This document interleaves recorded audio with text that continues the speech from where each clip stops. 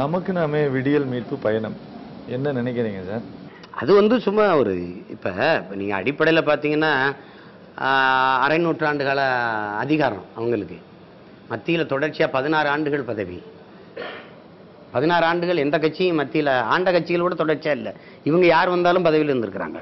இங்கே 4 நூற்றாண்டு கால அதிகாரம், ஆமாம் எதிர்கட்சி அதிகாரம்.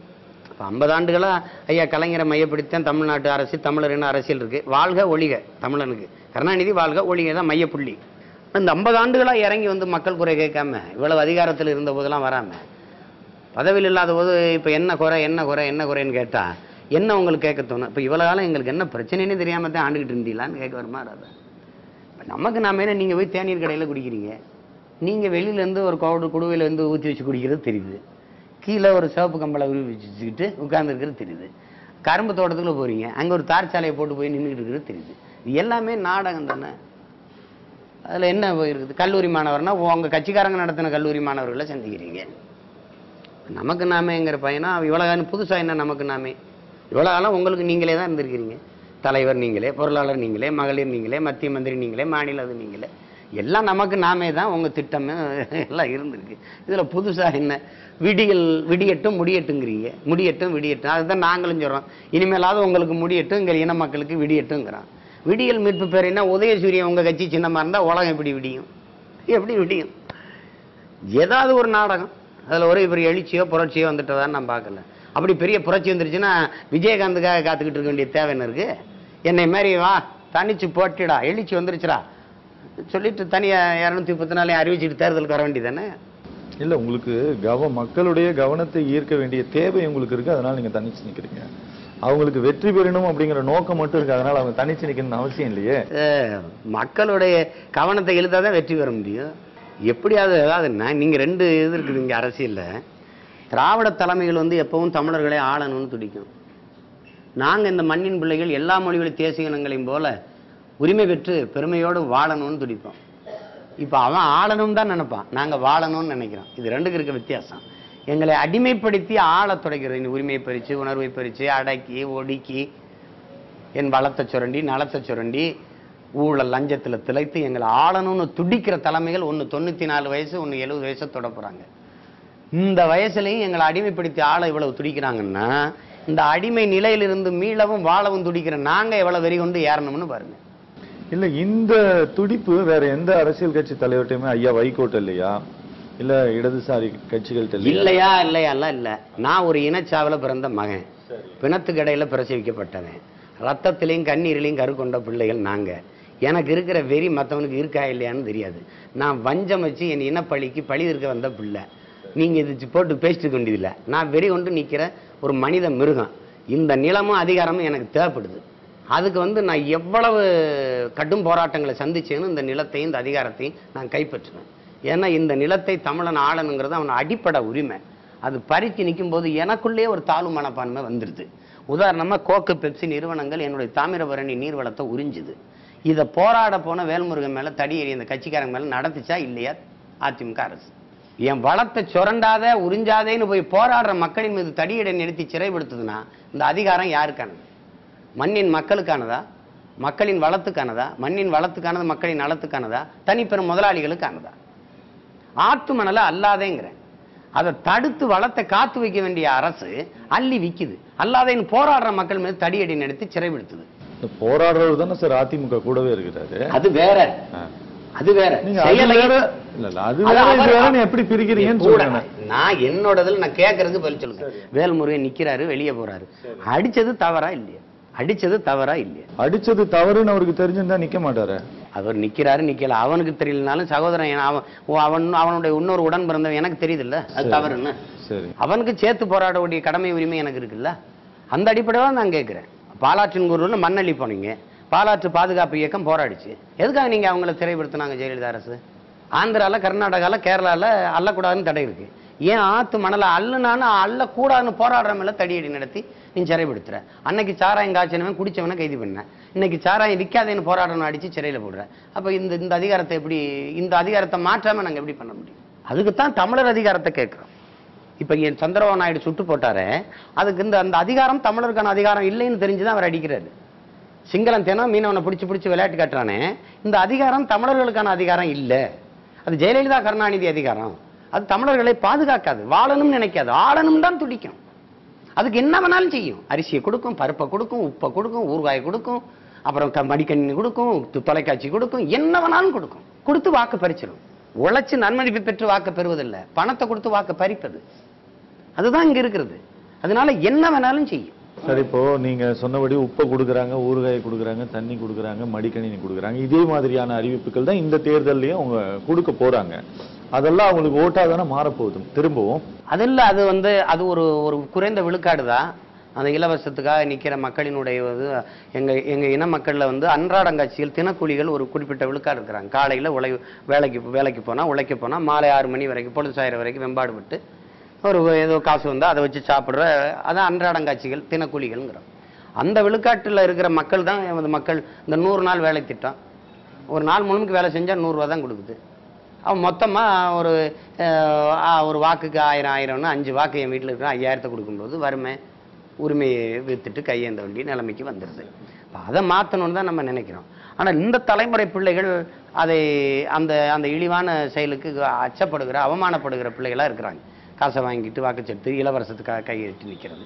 இப்போ இலவசம்ங்கிறது ஒரு வளர்ச்சி திட்டம் இல்லை, அது ஒரு வீழ்ச்சி திட்டம், அது ஒரு கவர்ச்சி திட்டம்ங்கிறத இந்த தலைமுறை பிள்ளைகள் புரிஞ்சு வர்றாங்கிறத நம்ம பார்க்குறோம். இப்போ அதுதான் அதுலேருந்து தான் மாற்றம் பிறக்கணும்னு நம்ம நினைக்கிறோம்.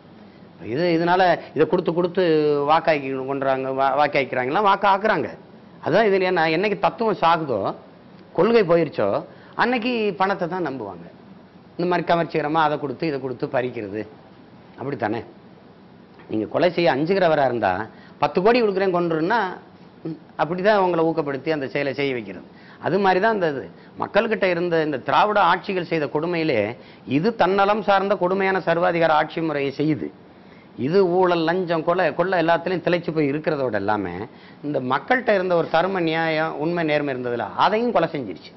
இவன் அடித்த கொள்ளையில் அவனுக்கு பங்கு கொடுக்க, அவனையும் வாங்கி அவனை வாக்குக்கு பணத்தை கொடுத்து கெடுத்து அவன்கிட்ட இருந்த அடிப்படை தர்மத்தையும் கொலை செஞ்சிருச்சு. அதுதான் இப்போ இங்கே இருக்கிற மிகப்பெரிய கொடுமை. அதுதான் இல்லை, இன்னைக்கு நம்ம ரொம்ப கண்கூடாவே பார்க்கலாம். எல்லா தேர்தல்கள்லையுமே வாக்காளர்களுக்கு பணம் கொடுக்குறாங்க, வாக்காளர்கள் வாங்கிட்டு தான் ஓட்டு போடுறாங்க அப்படிங்கிறத நீங்க சொல்றது. இன்னைக்கு வளர்ந்து வரக்கூடிய பிள்ளைகள், அதாவது முதல் தலைமுறையா ஓட்டு போடுறவங்களுக்கு அந்த உணர்வு இல்லை. 2 விழுக்காடு இருக்கு. மூணு தரப்பா பிரிப்போமே. புதிதாக பள்ளி கல்லூரியில் படிச்சு இன்னைக்கு வெளியில வர்ற புதிய வாக்காளர்கள் ஒரு தலைமுறை, ஒரு விழுக்காடு. நீங்க சொல்ற இந்த பணத்தை வாங்கிட்டு போடுற அடித்தட்டு மக்கள், கீழே இருக்கிற வறுமை நிலையில் இருக்கிற என் அடித்தட்டு மக்கள், வறுமை நிலையிலே உரிமையை வறுமைக்கு விற்கிற ஏழ்மை நிலையில் இருக்கிற இன மக்கள்ல ஒரு விழுக்காடு. இதுக்கு மேல 50,000 25,000 50,000 லட்சம் 2 லட்சம் வரை ஊதியம் பெறக்கூடிய சற்று வளர்ச்சி அடைந்த வாழ்வாதாரத்தை பெற்றிருக்கிற மக்கள். இப்ப இந்த மக்களுக்கு 500 ரூபாய் காசு ஒரு பெரிய பொருட்டு இல்லை. இவன் புதிதாக வரவன் தன்மானத்தில் நிற்கிறான், இவன் இது எளியும்னு நினைக்கிறான். இந்த மக்கள் இந்த காசை வாங்கிட்டு வாக்கு போடுற வறுமை நிலையில இல்லை. இப்போ இந்த குறிப்பிட்ட அளவு விழுக்காட்டு மக்கள் தான் இது காசு வாங்கிட்டான் கருமா எனக்கு அவனுக்கு போடுறோம்னு சொல்லிட்டான் போட்டு தொலைவோம்னு நினைக்கிறது. இப்போ இந்த விழுக்காட்டை வீழ்த்தணும்னா இந்த புதிதாக வர்றவங்களும் இந்த மேல்தட்டில் இருக்கிறவங்களும் இறங்கி வாக்கு செலுத்த வந்துட்டா இந்த பணம் ஒரு காரணியானு தேர்தலில் வெற்றி தோல்வியை தீர்மானிக்கிற சக்தியா இல்லாம போயிடும், கட்டாயம் போயிடும். அதை செய்யறதுக்கு நம்ம அரசியல்ல தேர்தலில் இப்போ இந்த நேர்காணல் மூலமா இதை பார்க்குற மக்களும் இளைஞர்களும் கூட ஒரு புரிதலுக்கு ஒரு முடிவு எடுத்துட்டா இது தோத்து போயிடும். அப்ப தொடர்ச்சியா இப்ப சாதி மத அரசியல் தனித்து நின்று வெல்ல முடியாது தவிக்கிறது போல இந்த பணநாயகமும் ஒரு நாள் சிறுக செத்து விழும். அப்ப பணத்தை என்னதான் கொடுத்தாலும் மக்கள் அவங்களுக்கு பிடித்தவர்களுக்கு தான் வாக்கு செலுத்துறாங்க. பணத்தை பெற்றுக்கிட்டு அவன் தீர்மானிப்பான் இவன் தான் ஆளணும்னு. என்னதான் பணம் கொடுத்தாலும் இவன் தான் ஆளணும்னு நினைப்பான். அப்ப அதுதான் வெல்ல போகுது. அப்படி ஒரு 2 தேர்தல் கடந்துருச்சுன்னா பணம் ஒரு காரணியா இல்லாம போயிடும். இன்னைக்கு சரி, ஒரு பெரிய இன்னைக்கு எல்லாருமே இன்னைக்கு மாற்றம் அப்படின்ட்டு சொல்றதுக்கு ஒரு முக்கிய காரணியா இருக்கிறது இன்னைக்கு சமூக வலைதளங்கள் ஒரு பெரிய இதா இருக்கு. எல்லா பெரிய கட்சி தலைவர்களும் கூட அதுல ரொம்ப ரொம்ப ஆக்டிவா இருக்காங்க அப்படின்னு நாங்க சொல்லலாம். நீங்க அதுல எப்படி இருக்கிறீங்க? இந்த சமூக வலைத்தளத்துல இப்ப நான் போய் அதுல எனக்கு இது இல்லை, ஒன்றும் இல்லை. என் கட்சி பிள்ளைகள் அதுல பெருவாரியா பங்கெடுத்து செய்யறாங்க. சரி, எனக்கு அதுல ஆர்வம் வந்தாலும் நேரம் இல்லை, ஒன்றும் இல்லை. நம்ம நம்ம ஒரு எல்லா இடத்துக்கும் எல்லா வேலையும் நானே செய்யணும். நானே நிதி புரட்டணும், நானே திட்டமிடணும், நானே வரைவுகளை செய்யணும், எல்லாம் நம்ம செய்யணும். எல்லாமே நாங்கள் புதிய பிள்ளைங்க. எனக்கும் கீழே இருக்கிற பிள்ளைங்க தான் என்னோட இருக்கிறாங்க. நானே இந்த தலைமுறையில் எல்லா இந்த காயங்களும் இந்த வேதனைகளும் என்னை செதுக்கி உருவாக்கி தள்ளியிருக்க ஒழிய நான் பல ஆண்டுகளாக அரசியலில் இருந்து ஒரு நீண்ட காலமாக இருந்து ஒரு அரசியல் தலைவருடையது இல்லை ஒரு அரசியல் கட்சியில் இருந்து அப்படி வந்த பிள்ளை இல்லை. அதனால இந்த பிள்ளைகள் அவங்க அதெல்லாம் ரொம்ப ஆர்வமாக செய்கிறாங்க. நான் இதில் ஒன்றும் பெரிய ஈடுபாடு எனக்கு இல்லை. நான் நேரடியாக மக்கள்கிட்ட தினம் பேசிட்டுக்கிறேன் பலாயிரக்கணக்கில். அதை தாண்டி இது இன்னைக்கு தேவையா இருக்கு அதெல்லாம் மாற்றல. ஆனால் இருக்கிற அரசியல் கட்சியிலே வலிமையாக இருக்கிறது எங்கள் பிள்ளைகள் தான் இருக்கிறாங்க. வலைத்தளத்தில் சிலருக்கு இப்போ நீ வந்து இந்த இருக்கிற கட்சிகளுக்கு வெறும் உள்ளூர் ஆதரவு மட்டும்தான். உலகம் முழுக்க இருக்கிற ஆதரவு ஒரு கட்சிக்கு இருக்குன்னா அது நம்ம கட்சிக்கு தான் இருக்கு. நான் கூட காங்கிரஸ்காரனுக்கு இத்தாலியில் நாம் தமிழர் கட்சி இருக்கு, இத்தாலியில் உங்க காங்கிரஸ் இருக்கான்னு கேளு அப்படின்னு. ஜப்பான் கிப்பான் எல்லா நாட்டிலையும் நம்ம கட்சி இருக்குல்ல.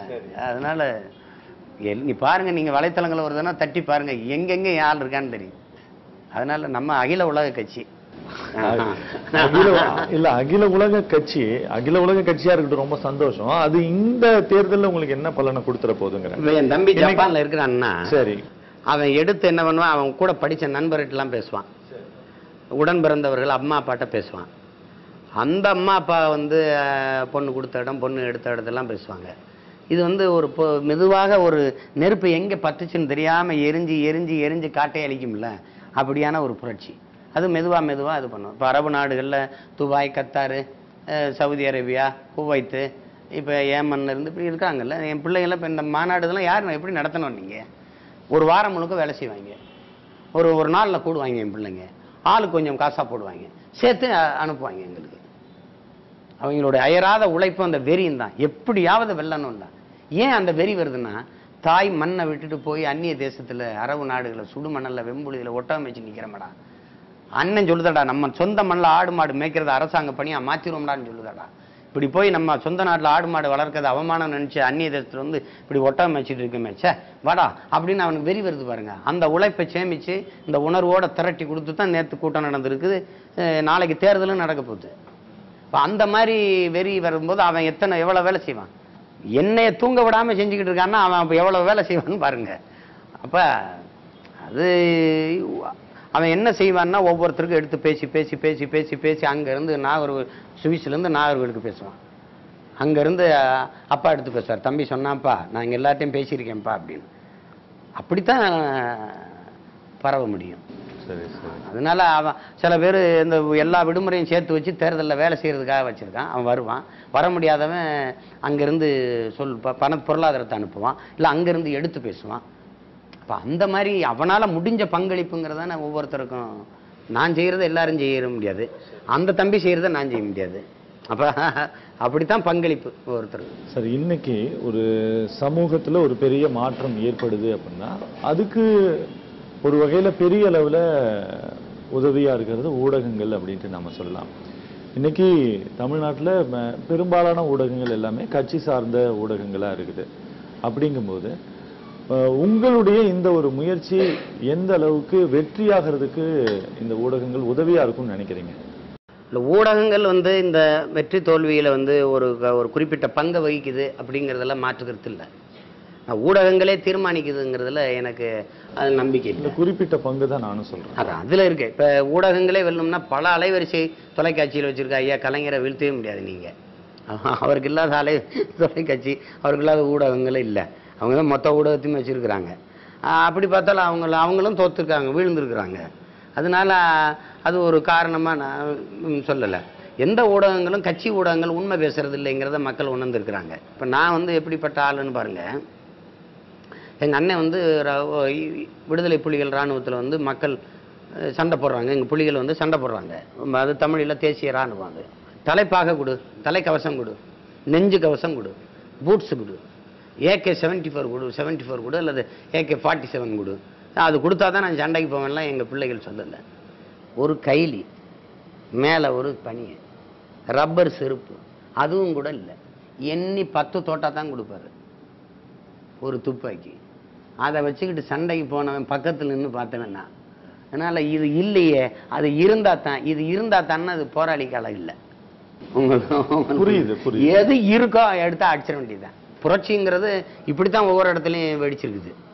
அப்போ அந்த மாதிரி தான் எல்லாத்தையும் சரி பண்ணிட்டு தான் பண்ணணும். எல்லாத்தையும் படிச்சுக்கிட்டு பாடம் நடத்த வரணும் ஆசிரியர். சுடுகாட்டில் தான் போய் பாடம் நடத்த முடியும். இல்லை, இப்போ நீங்க சொல்லக்கூடிய இந்த அளவுக்கு புரட்சி இங்க தேவையா இருக்கு அப்படின்ட்டு மக்கள் உணர்ந்திருக்காங்களா? மக்களுக்குள்ள வந்து இருக்கிறத வச்சுக்கிட்டு நம்ம ஒரு மாற்றம் இங்க கொண்டு வந்தே ஆகணும். இந்த மொழிக்காகவும் ஊழலை ஒழிக்கணும், லஞ்சத்தை ஒழிக்கணுங்கிற குரல் எல்லா கட்சியும் இன்னைக்கு பேசுதா இல்லையா? பேசுது. அது முதன்மையா, அது பெரிய முதன்மை காரணியா இருக்கா இல்லையா? இந்த ஊழல் லஞ்சத்துக்கு எதிராக மக்கள் மனநிலை இருக்கா இல்லையா? இது ஊழல் லஞ்சத்தை எப்படி ஒழிப்பீங்க? இந்த அமைப்புக்குள்ள இருந்து எப்படி ஒழிப்பீங்க? அப்படின்னா ஒரு மாற்றம் தேவைப்படுதா இல்லையா? புரட்சி என்பது தலைகீழ் மாற்றம். தலைகீழ் மாற்றம் என்பது மானுட தத்துவம். மாறாது என்ற சொல்லை தவிர எல்லாம் மாறிடும். இப்ப யாரு மாற்றுறதுங்கதான் பிரச்சனை. நாமே மாற்று, நாம் தமிழரை மாற்றுங்கிறோம். நம்ம பலமுறை நான் சொல்றேன், நான் சீர்திருத்தவாதி இல்லைங்கிறேன். சீர்திருத்தவாதிங்கிற இருக்கிற அமைப்புக்குள்ள சில மாற்றங்களை செய்யறது, மாறுதலை செய்யறது தான் சீர்திருத்தம். ஒரு கட்டடம் இருக்குது, வெள்ளை அடிப்போங்கிறது, ஜன்னல் பேந்துருச்சு, கதவு பேந்துருச்சு, மாத்தி விடுங்கிறது, இது சீர்திருத்தம். கட்டடத்தை இடிச்சிட்டு மாதிரி கட்டடம் கட்டுறது புரட்சி. இப்ப நாம செய்யறது அதுதான். இந்த கட்டடத்தை இடிச்சிட்டு மாதிரி கட்டடம் கட்டணும்ன்றோம். இந்த அமைப்புக்குள்ள இருந்தா நீங்களும் இந்த லஞ்ச ஊழல் நிர்வாகத்துக்குள்ள சிக்கித்தான் தீருவீங்க. இந்த சிஸ்டமே தப்புங்கிறோம், ராங்குங்கிறோம். இதையே பேத்துட்டு மறு கட்டடம் தான் அமைப்பு, அடிப்படை அரசியல் மாற்றம்ங்கிறோம். நம்ம இதே தான் சொல்லி மக்கள் நல கூட்டணியும் வந்திருக்கு. அது வந்திருக்குன்னா அதுக்கு நம்ம ஒன்றும் செய்ய முடியாது. இன்னும் பல கூட்டணிகள் கூட வரலாம். எல்லாரும் மக்களுக்கு முன்னாடி நிற்போம். எவர் கருத்து உண்மையும் நேர்மையும் வீச்சா இருக்கோ, யார் மேல மக்களுக்கு நம்பிக்கை இருக்கோ, யார் மேல நன்மதிப்பு இருக்கோ, அவங்க அவங்களுடைய நன்மதிப்பை நமக்கு தரப்போறாங்க. அதுல தான் இது தீர்மானிக்கப்பட போகுது. இதுல இவர் ஏன் நிக்கிறாங்க, அவங்க நிக்கிறாங்களே, இவங்க நிக்கிறாங்களே, அதுக்கெல்லாம் நம்ம ஒன்றும் சொல்ல முடியும். உங்களோட இதை நான் கேட்கல. நீங்க மக்கள் நல கூட்டணி அப்படிங்கிற ஒரு இதை நீங்க எப்படி பாக்குறீங்கன்னு கேட்கிறேன். மக்கள் நல கூட்டணியா தான் நான் பாக்குறேன். அதை வேற எப்படி பார்க்க சொல்றீங்க? அவங்க மக்கள் நல கூட்டணிங்கிறாங்க. எதுவும் சொல்லக்கூடாதுன்னு நினைக்கிறீங்களா அவங்கள பத்தி? இல்ல, பல தடவை சொல்லிட்டேன். மாற்று அப்படின்னா மாற்று வந்து தொடக்கத்திலே ஒரு மாற்றா இருந்திருக்கணும். பல தோல்விகளுக்கு பிறகு ஒரு மாற்றுன்னு வந்து நிக்கிறத நம்ம ஏற்க முடியாது. இவங்க இப்போ சமயோஜிதமா செயல்படுறாங்க, வைகோவும் திருமாவளவனும். இப்ப அப்படித்தானே. இப்ப அண்ணன் திருமா வந்து திமுக கூட்டணிக்கு முயற்சிச்சாரு. அவரே பேட்டியில கூட சொன்னாரு, திமுக அதிமுகவுக்கு எதிராக ஒரு வலிமையான கூட்டணியை அமைக்கணும் அப்படின்னு. நீங்க என்ன கூட்டணி? நாங்க கூட்டணி அமைக்கிற நிலைமையில இல்லையே. அது வலிமையா இருக்கிற திமுக அதிமுக போன்ற கட்சிகள் தான் முடிவு செய்ய வேண்டிய இடத்துல இருக்குன்னு அவர் பல தடவை பல நேர்காணல்ல கொடுத்துருக்காரு, நம்ம படிக்கிறோம். அவரை இவங்க பயன்படுத்திட்டு இன்னைக்கு விட்டுட்டாங்க. திமுக வந்து துரோகம் பண்ணிருச்சு அவருக்கு. அவரை போர்க்காலத்துல, அந்த இனப்படுகொலை காலத்துல அவரை கூடவே வச்சு அவரை என்ன எதிர்கொள்றதுக்கு தான் அவரை வச்சுட்டா அவருக்கு ஒரு தற்காப்பா இருந்துச்சு கருணாநிதிக்கு. அவர் இந்த ஈழ விடுதலை போராட்டத்துல உயிர் போட நின்ன ஒரு போராளி. அவரை வச்சுக்கிட்டு ராஜபக்சே பார்க்கணும்னு அவர் துடிச்சாரா என்ன? அனுப்பிவிட்டது இவர் தான். அவரை அனுப்பி அவனோட கை உழுக்க வச்சு, அவர் அவ்வளோ காலம் சம்பாதிச்ச நன்மதிப்பை சாகடிச்சு, உலக தமிழ் மக்கள்கிட்ட ஒரு தலைகுனிவை ஏற்படுத்தி, அவரை வந்து இங்க இருக்கிறவர்களுக்கு ராஜபக்சேயை விடவும் இந்த கலைஞர் கருணாநிதி தமிழக முதல்வரை வீழ்த்துவதுதான் பெரிய வேலையா இருக்கிறது என்று பேச வச்சாரு. பாவம், இந்த முதலமைச்சர் பதவி வைத்துக்கொண்டு அவரால் என்ன செய்ய முடியும்னு பேச வச்சாரு. இவரை விட்டால் வேற யாரால் ஈழம் அடைய முடியும்னு பேச வச்சாரு. இந்த 10 ஆண்டு காலம் பயன்படுத்திட்டு இப்ப தூக்கி வச்சுட்டாரு. ஏன் அவரை கூட்டணிகளை சேர்க்கல? இதுக்கு கருணாநிதி ஸ்டாலின் பதில் சொல்லுவாங்களா? திருமாவளவனை ஏன் நீங்க விடுதலை சிறுத்தைகளை ஏன் கூட்டணியில் சேர்க்கல? அவர் செஞ்ச தவறு என்ன? இன்னைக்கு சாதி கட்சின்னு பேசுறாரு ஐயா டி.கே. இளங்கோவன். 10 ஆண்டுகள் பக்கத்தில் இருக்கும்போது நீதி கட்சியா இருந்தாரா? இப்ப சாதி கட்சி ஆகிட்டாரா? இதுதான் திராவிட துரோகம். பயன்படுத்தி தூர போடுவான். எப்படி இருக்கு? அப்ப அவரு இது ஒரு ஆதி தமிழ் குடிகளுக்கு செய்த வஞ்சகம் இல்லையா? துரோகம் இல்லையா? இதான் நீங்க பேசி வந்த சமூக நீதியா? காப்பாற்ற போராடின சமூக நீதியை காப்பாற்ற போராடிய போராடிகளா நீங்கெல்லாம்? அவர் எதுக்கு அவரை நீங்க வந்து கூட்டணியில சேர்க்கல? அதுக்கு பதில் சொல்லுமா திமுக? நீங்க தான் லட்சம் கேள்வி கேட்டு பதில் சொல்றேன். இந்த ஒத்த சொல்லணும்ல. இன்னைக்கு அவரை சேர்த்தா மற்ற சமூகம் ஓட்டு போடாதுன்னு பயப்படுறான். சரி, அதான் காரணம். அவரை சேர்த்தா பிற சாதி சமூகம் ஓட்டு போடாதுன்னு நினைக்கிறேன். இப்ப யாருக்கிட்ட சாதிய வன்முறை இருக்கு? திருநாள் கொண்ட சேரியில் ஒரு ஆதி தமிழன் ஒருத்தர் இறந்துடுறாரு. பொது சுடு பாதையில் அந்த சுடுகாட்டுக்கு எடுத்துட்டு போகாதான்னு அங்கே இருக்கிற சில சாதி சமூகங்கள் சண்டை போடுது. சண்டை போட்டால் ஒரு மாவட்ட ஆட்சியரும் காவல்துறையும் என்ன செய்யணும்? காவல்துறை பாதுகாப்போட மாவட்ட ஆட்சியர் நின்று போட அந்த பொது பாதையில் போய் அடக்கம் பண்ணுறா வாய முடுறான்னு சொல்லியிருக்கணுமா இல்லையா? அவசர அவசரமாக அந்த பணத்தை கைப்பற்றி இவன் ஒரு பொக்லைனை கொண்டாந்து பொது பாதை வேற ஒரு பாதையை புதுசாக போட்டு அந்த பாதையில் நடந்து போய் அந்த பணத்தை எரிச்சிட்டு வரான், அடக்கம் பண்ணிட்டு வரான். அப்படின்னா அடித்தட்டு மக்களுக்கிட்ட இருக்க சாதிய வெறிய வன்மத்தை விட அதிகாரத்தில் இருக்க சாதியை தீண்டாம பெருசா இருக்குல்ல? நீ ஏன் இந்த பொது பாதையில போகல? அப்புறம் எதுக்கு இந்த அதிகாரம் இருக்கு? இதுல போய் பதைக்க வேண்டியதானே? நீயே புதுசா ஒரு பாதையை போட்டு அதை கொண்டு போய் எங்க புதைக்கிறீன்னா, இப்ப இந்த மக்கள்கிட்ட இருக்கிறத விட உனக்கிட்ட இருக்க அதிகார தீண்டாமை பெருசா இருக்கே. எப்படி இருக்கு? இல்ல இதையெல்லாம் இருக்குன்னு பாருங்க. ஜட்ஜி கூட சொல்றாரு, இந்த மாதிரி நீதிபதி கூட சொல்றாரு. இருக்குல்ல, இருக்கத்தானே செய்யுது. இதை நீங்க சரி பண்ணிடுவேன்ட்டு நீங்க சரி பண்ண ஒரே நாள்ல நான் சரி பண்ண முடியுமா? பல தந்தை பெரியாரே சொல்றாரு, பல நூற்றாண்டு புற்று ஒரு மருந்துல ஒரு இல்ல சார். இததான் நாங்க ஒரு தொடங்கி தம்பி இல்ல இததான் சரி பண்றோம் அப்படின்ட்டு வந்தவங்களும் இதை சீரழிச்சிட்டாங்கன்னு குற்றம் சாட்டுறீங்க நீங்க. இததான் நாங்க சமூக நீதியை கொண்டு வர போறோம்னு சொல்லிட்டு 50 வருஷமா ஏமாத்திட்டாங்கன்னு சொல்றீங்க. சமூக நீதி இப்ப நம்ம போராடி பெற்ற வகுப்புவாரி பிரதிநிதித்துவம் எங்க சாகுதுன்னா, இந்த தனியார் மையத்துல சாகுது, இந்த உலக மையத்துல செத்துருது. இவன் இந்த ஒளிக்கு இந்த தனியார் மையத்தை கொண்டாந்துட்டான். கல்வி மருத்துவம் தனியார்ட்ட போயிடுச்சு, வேலை வாய்ப்பு எல்லாம் தனியார்ட்ட போயிடுச்சு. ஹொண்டாய் நோக்கிய போடு, எனக்கு என்ன பழங்குடியாடா, ஆதி தமிழ் குடியாடா, நீ ஒடுக்கப்பட்டவனாடா, பிற்படுத்தப்பட்டவனாடான்னு பாக்குறது இல்லை.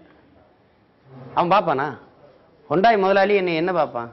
வேலைக்காரனா பார்ப்பான். அப்புறம் அவனுக்கு எல்லாருமே அடிமை தான். அரசு கிட்ட இந்த இது பொது எந்திரம், இது பொது நிறுவனம்னா, இது பழங்குடி, இவன் கீழே கிடக்குறான், இவனை கொஞ்சம் மேலே ஏற்றி விடணும். அதானே ஒரு விவசாயி தண்ணி பாய்ச்ச வரேன்னா, வரப்பண்ணு பார்க்கும்போது எந்த செடி வாடி இருக்கோ அதுக்கு முதல்ல தண்ணி விடணுங்கிறவங்க தான் நல்ல விவசாயி. முதல்ல தண்ணி விடணும்னா என்ன பண்ணுவேன்? பாத்தியை கட்டி படக்குன்னு ஒரு வாமடை போட்டு இது பாயிட்டோம், இது 2 நாள் பச்சை இருக்கும், அப்புறம் இதுக்கு பாய்ச்சுவோம், இது ஒரு வாரம் தாங்கும், உடனே கழுது இதுக்கு பாய்ச்சி விடுவோம். இப்படி பாய்ச்சறவன் தானே நல்ல வேளாண் குடிமகனாக இருக்க முடியும். ஒரு தலைவன் என்பவன் எவன் ரொம்ப கீழே கிடக்குறான், எவனுக்கு ரொம்ப பசிக்குது, இந்தாப்பா சாப்பிடுப்பா, பசிக்குதுங்கிறவன் தட்டில் முதல்ல சோறு போடுறவன் தானே போடுறவன் தானே நல்ல தாயா இருக்க முடியும். அதுக்கு தான் இந்த பிரதிநிதித்துவத்தை போராடி பெற்றோம். ஆனால் இன்னைக்கு இந்த தனியார் மையம், தாராளமய உலக மையத்தில் அது இருக்குதா? தானா செத்து போச்சு. எங்க சமூக நீதி இருக்கு? சமூக அநீதியா மாறிடுச்சு. அதை சமூக நீதியை போராடி பெற்ற இவங்கள் ஏன் இந்த தனியார் முதலாளிகள்கிட்ட அந்த உரிமையை பெற்று தரல? இன்னைக்கு தனியார் கல்லூரி நிறுவனம், கல்லூரியில் போய் நீங்க என்ன ஒடுக்கப்பட்ட பழங்குடியாப்பா, உனக்கு என்ன மதிப்பெண் எவ்வளவு, பணம் எவ்வளவு, அவ்வளவுதானே கேட்குது. எல்லாம் பறி போயிடுச்சு. இப்போ என்ன பண்றது? எல்லாத்தையும் சரி பண்ணி தான் தீரணும். இதை சரி பண்ணணும்னு சொல்லிட்டு நீங்க இவ்வளவு மூர்க்கமா நீங்க வந்துட்டு இருக்கிறீங்க. இந்த இப்ப நீங்க இல்ல நான் இந்த தேர்தலில் இப்போ நாம் தமிழர் கட்சியை பார்த்து யாரா பயப்படுது இந்த அரசியல் கட்சியாச்சும் அப்படின்னு நினைக்கிறீங்களா? நம்புறீங்க? நான் நிறுத்தியிருக்க வேட்பாளர் புகைப்படமும் அந்த படமும் அவங்களுடைய விவரமும் ஜெயலலிதாவுக்கு இருக்கு. எதுக்கு இந்த அரசு கேட்குது? வீடு வீடுக்கு காவல்துறையும் இந்த உளவுத்துறையும் போய் உங்க கூட பிறந்தது யாரு, நீங்க என்ன சாதி, என்ன படிச்சிருக்கீங்க, இதுக்கு முன்னாடி எந்த கட்சியில் இருந்தீங்க, நீங்க முதல்ல தான் போட்டிடுறீங்களா, உங்க புகைப்படம், ஏன் புகைப்படம், ஏன் கட்சி புகைப்படம், ஏன் வேட்பாளர் ஜெயலலிதாவுக்கு இருக்கு? அவங்க வேட்பாளர் நிறுத்தி அவங்க புகைப்படத்தெல்லாம் கொடுங்கன்னா அதிமுக கொடுக்குமா? எனக்கு இது சேட்டையா இல்லையா? நான் என் கட்சி வேட்பாளரை அறிவிக்கிறேன், உனக்கு என்ன? எல்லாரையும் மத்திய சிறையில் இருந்தா கூட்டி வந்து நிறுத்திருக்கேன்.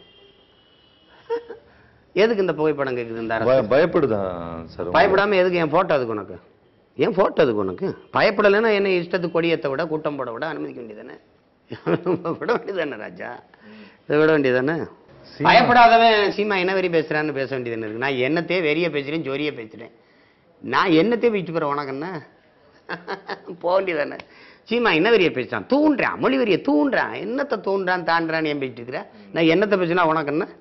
நான் மொழி வெறிய தூண்டா என்ன ஆயிரும்? தமிழன் இல்லாதவன் ஆள முடியாது. அதனால என்ன? தமிழ் தேசியம் ஆபத்தானதுன்னு யாருக்குன்னு இருக்குல்ல? தமிழ் தேசியம் ஆபத்தானது தான். யாருக்கு? தமிழுக்கா, தமிழருக்கா? யாருக்கு ஆபத்து? யாருக்கு ஆபத்து? இந்த மொழியை, இந்த இனத்தை அழிச்சு இந்த வளத்தை நலத்தை கெடுத்து நாசமாக்குனவனுக்கு வேணா ஆபத்தா இருக்கும். தமிழுக்கும் தமிழனுக்கு ஆபத்தா? இங்க அதிமுக ஏன் திரும்ப ஆட்சிக்கு வரக்கூடாதுன்னு நினைக்கிறீங்க? 5 ஆண்டுகள்ல என்ன செஞ்சிருக்குன்னு பார்க்க வேண்டியது. நீங்க சொன்னீங்கல்ல இதெல்லாம் பண்ணிருக்குல்ல, அது தீர்மானம் போடுறதுங்கிறது தம்பி. இப்ப இது கூட ஒரு செயல் இல்ல.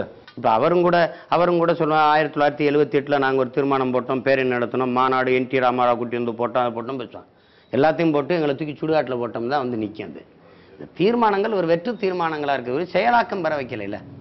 இப்ப 37 பாராளுமன்ற உறுப்பினர் வச்சிருக்கிறவங்க ஒரு ஐநால ஒரு கூட்டத்தோட நடக்குது, ஒரு மனித உரிமை ஆணையம் ஒரு கூட்டம் நடத்துதுன்னா அதுல ஒரு 10 பிரதிநிதிகளை அனுப்பி அங்க போய் பேசி இந்த கெல்லமக்கரே எடுத்து அந்த காணொலி ஆவணத்தை உலகம்புறம் காட்டுறோம். நீங்க நினைச்சிருந்தா எவ்வளவு ஆவணங்களை கொண்டாந்துருக்கலாம் இனப்படுகொலைக்கு.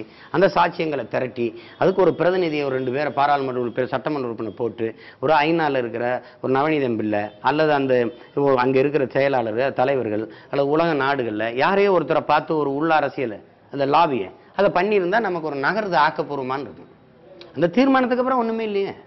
இல்ல ஒரு மாநில அரசுக்கு அந்த அளவுக்கு அதிகாரம் இருக்குன்னு நினைக்கிறீங்களா நீங்க? என்ன மாநில அரசுக்கு ஏன் இல்லை? மாநில அரசுக்கு ஒன்றும் இல்லையா?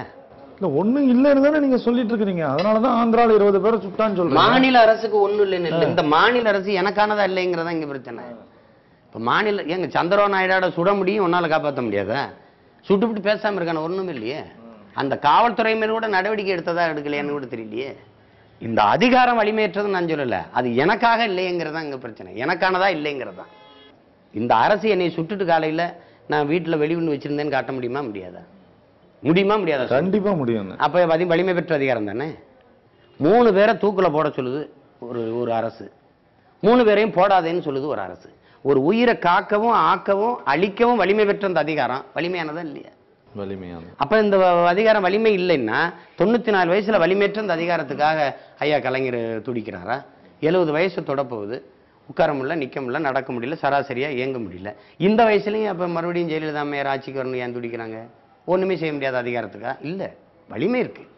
அந்த அதிகாரம் இந்த மண்ணுக்கும் மக்களுக்குமான அதிகாரமா இல்லைங்கிறதா மனவலியா இருக்கு. ஒரு பெரிய ஒரு மாற்றத்தை நோக்கி பயணிக்கிறீங்க சார்.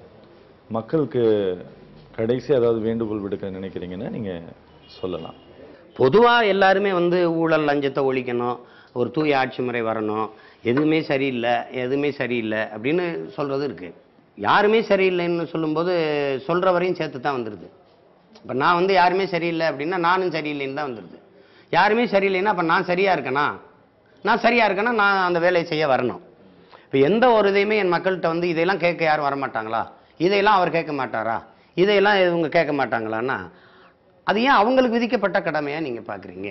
யாரோ ஒருத்தர் வரணும்னு ஏன் நினைக்கிறீங்க? ஏன் நாம கேட்கக்கூடாதுங்கிற அந்த இது என்னைக்கு ஒவ்வொருத்தருக்கிட்டையும் வருதோ அது வரும். இப்ப நான் இந்த உலகம் எப்படி இருக்கணும்னு நினைக்கிறேனோ அப்படி அது மாதிரி நான் முதல்ல வாழணும்.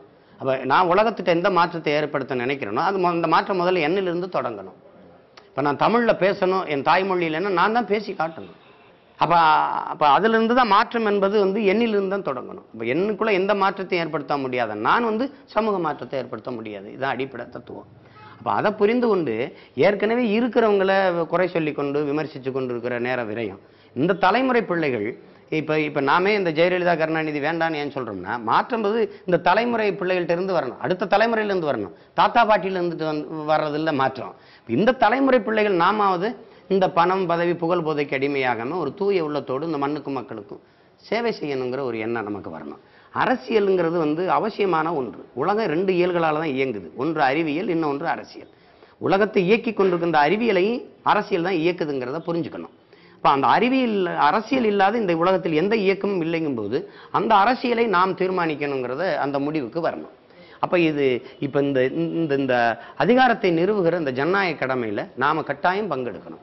அங்கங்க குண்டு வைப்பது, கொலை செய்வது, கோடிக்கணக்காக கொள்ளையடிப்பது, ஒதுக்குவது இதுதான் தேசத்துரோக குற்றம். தீவிரவாதம் பயங்கரவாதம் நினைச்சா அதுவும் பயங்கரவாதம், அதுவும் தீவிரவாதம் தான். ஆனா அதை விட கொடுமையான பயங்கரவாதம் தேசத்துரோகம் ஒன்று இருக்கு. கல்வி கொடுத்து, வேலை கொடுத்து, நல்ல சம்பளம் கொடுத்து, வசதியான வாழ்க்கை கொடுத்துருக்கிற இந்த தேசத்துக்கு, இந்த நாட்டுக்கு ஒரு நாள் வரிசையில் நின்று வாக்கு செலுத்துகிற அந்த ஜனநாயக கடமையை செய்யாத அதுவும் ஒரு வித தேசத்துரோக குற்றம் தான், அதுவும் ஒரு பயங்கரவாதம் தான். அப்ப அந்த செயலை செய்யாம தயவு செய்து நம்ம அந்த ஒரு நாள் வரிசையில் நின்று வாக்கு செலுத்தி இந்த நாட்டின் எதிர்காலத்தை மாற்றுங்கிறது ஒவ்வொருத்தரும் தன் கடமையா செய்யணும். அப்படி செய்ய வரும்போது இந்த பணம் வாங்கிட்டு சன வாக்கு போட்டுருதே, பணத்தை வாங்கிட்டு போட்டுருதே அப்படிங்கிற அந்த செயல் முதன்மையான ஒரு காரணியா ஒரு மையம் ஒரு கருப்பொருளா நிற்கும்னு நான் நினைக்கல. அதை இந்த தலைமுறை பிள்ளைகள் கல்லூரியில் படித்து கொண்டு வருகிற மாற்றத்தை விரும்பி நிற்கிற ஊழல் லஞ்சத்தை சட்டமும் திட்டம் போட்டு ஒழிக்க முடியாதுங்கிறத நீங்க புரிஞ்சிட்டீங்க. உளமாற உணர்ந்து தான் ஒழிக்கணும். இப்ப நான் ஊழலுக்கு எதிராக நிற்கிறேன், லஞ்சத்துக்கு எதிராக நிற்கிறேன், நீங்க நில்லுங்க, அவர் நிற்கட்டும். நிற்கிற ஒவ்வொருவரும் ஒரு இடத்துல குவிந்தால் அடுத்த நொடியில் மாற்றம். இப்போ அதை நோக்கி தான் அதுதான் இருக்கிற ஒரே வாய்ப்பு. அதனால இந்த தேர்தலை வரலாறு நமக்கு தந்திருக்கிற ஒரு வாய்ப்பாக நினைச்சு எல்லாரும் இந்த பணியை செய்யணும். அது மாற்றம் என்பது ஒரு சொல்லல்ல செயல். சொல்லுக்கு முன் செயல்ங்கிறாரு சேகுவரா, செயலே சிறந்த சொல்லுங்கிறாரு என்னுடைய தலைவர் மேதகவி பிரபாகரன். நான் மாற்றம் என்பது ஒரு வெறும் சொல்லல்ல செயல்ங்கிறேன். அப்போ அது மாதிரி ஒரு செய்தி அரசியல் இல்லாத செயல் அரசியலுக்கு இளைய தலைமுறை பிள்ளைகள், குறிப்பாக இந்த மண்ணை மக்களை பெரிதும் நேசிக்கிற இந்த தலைமுறை தமிழ் பிள்ளைகள் வரணும்னு நான் நினைக்கிறேன். அதை உங்ககிட்ட அன்போடு கேட்டு நான் இந்த தேர்தலில் எனக்குன்னு இல்லை, யாருக்காவது உங்களுக்கு பிடிச்சவங்களுக்கு வாக்களிங்க. மாற்றத்தை விரும்பணும்னா நான் உண்மையான மாற்றம் நாங்கள் தான் மாற்றாக இருக்க முடியும். இந்திய தேசியம், திராவிடம், தமிழன் அதான் மாற்று. திராவிடம் இல்லை, இந்தியன் இல்லை, திராவிடம் இல்லை, தமிழன்னா மாற்றாக இருக்க முடியும். வா அதை நாங்கள் தான் மாற்றுறதுனால நாமே மாற்று நாம் தமிழரே மாற்றுங்கிறோம். தீய ஆட்சி முறை ஒழிய தூய ஆட்சி முறை மலர பணநாயகத்தை ஒழிப்போம் ஜனநாயகத்தை காப்போம். இது மாற்றத்திற்கான எளிய மக்களின் புரட்சின்னு நாங்கள் நிற்கிறோம். உங்கள் மதிப்புமிக்க வாக்கை தந்து எளிய மக்கள் எங்களை வலிமை மிக்க அரசியல் சக்தியாக மாற்றுங்கள்.